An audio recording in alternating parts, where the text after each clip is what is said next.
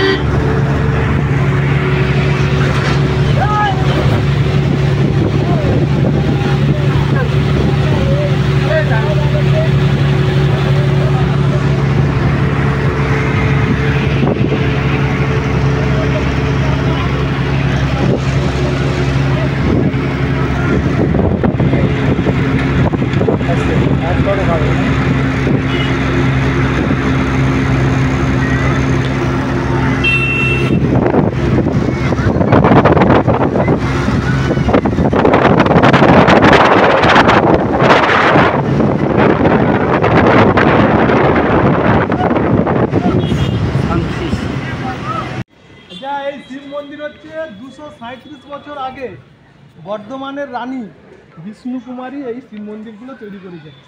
237 বছর এর বয়স। 237 বছর। অনেকগুলো 108টা শিব মন্দির আছে চারদিকে, 108খানা আছে। মোটামুটি সবই একই রকম সব একই রকম শিব মন্দির, সব একই রকম। বর্ধমানের রানী বিষ্ণু কুমারী 238 বছর আগে এই শিব মন্দিরগুলো তৈরি করেছিল। 238 বছর আগে সব একই রকম শিব মন্দির, চারদিকে ঘুরে ঘুরে 108টা মন্দির আছে।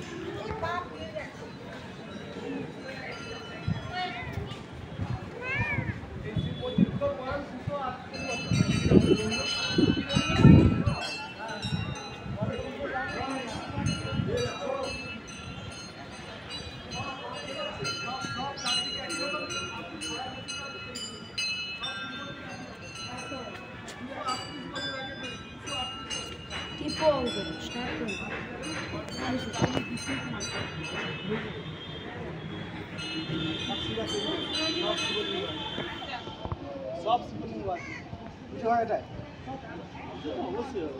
কখন সকালবেলা করে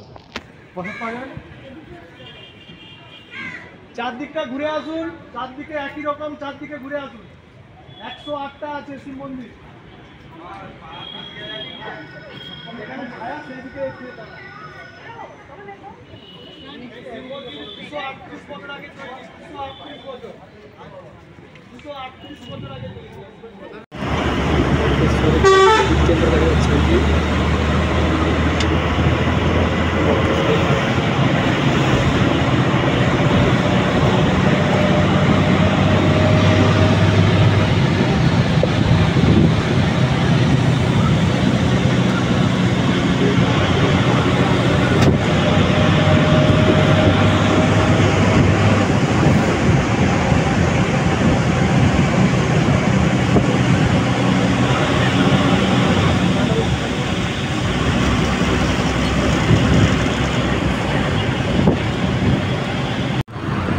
তিলপাড়া ব্যারেজ।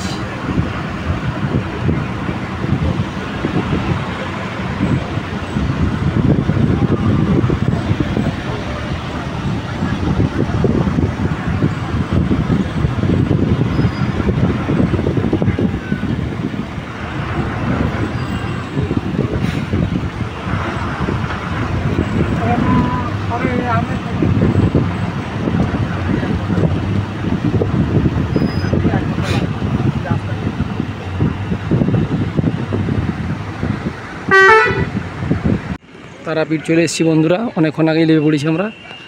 আমি আর গোপালদা একটু ঘুরতে বেরিয়েছি।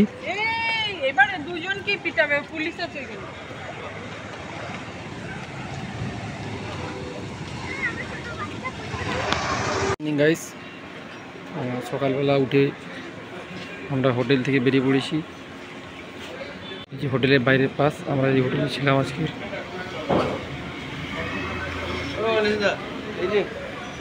আমরা এখান থেকে বেরিয়ে তারা মা দেখার উদ্দেশ্যে রওনা দেবো একটু পরেই। মা তারাকে, সেই তারাপীঠে আছি আমরা, যেখানে সাধক ভামা খেপা তারা মায়ের দর্শন পেয়েছিলেন, সেই জায়গায় যাব। তো গাইজ, আমাদের চা বিস্কুট চলে এসছে। যেহেতু আমি অর্গানাইজার, তাই আমাকেই মোটামুটি চা বিস্কুটটা ডিস্ট্রিবিউট করতে হবে।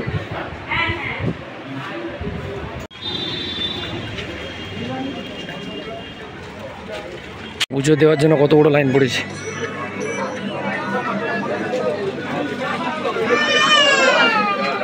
অনেক বড় লাইন।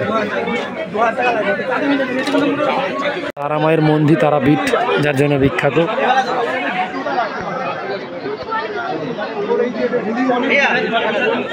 যা কিছু করার করবে এইখান থেকে দাঁড়িয়ে আপনাকে দেখতে হবে। দেখায় তাহলে এবারে যদি দর্শন করতে হয় তাহলে এই পেছন থেকে লাইনে আসতে হবে। পেছন থেকে লাইন আছে, ওদিকে একটা 1000 টাকার আছে।